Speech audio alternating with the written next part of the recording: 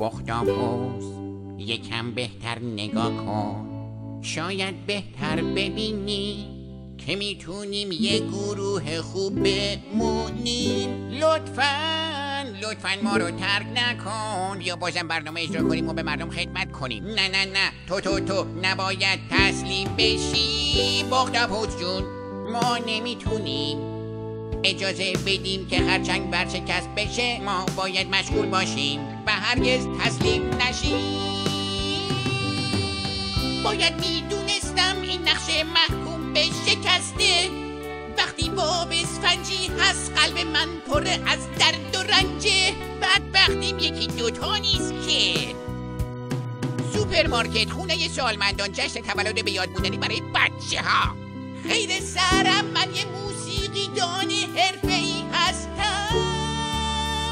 من تسلیم شدم، هیچ فایده‌ای نداره، من تسلیمم.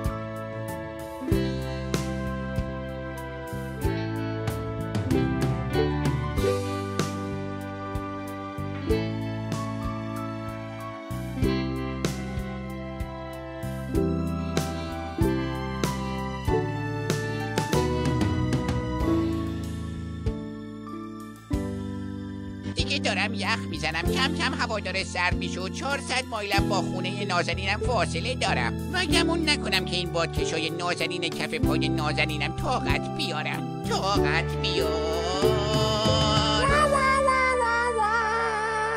شاید باید برگردم برم پیش گروهم، برم کلارینت بنوازم. بیا با هم دیگه بنوازیم.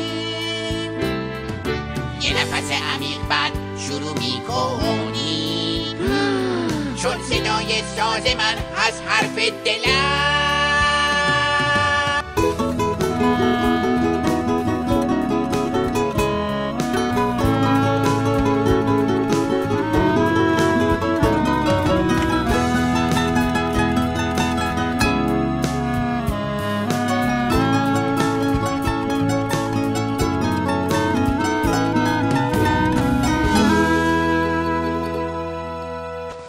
اگه همینو اجرا میکردیم خیلی خوب بودا.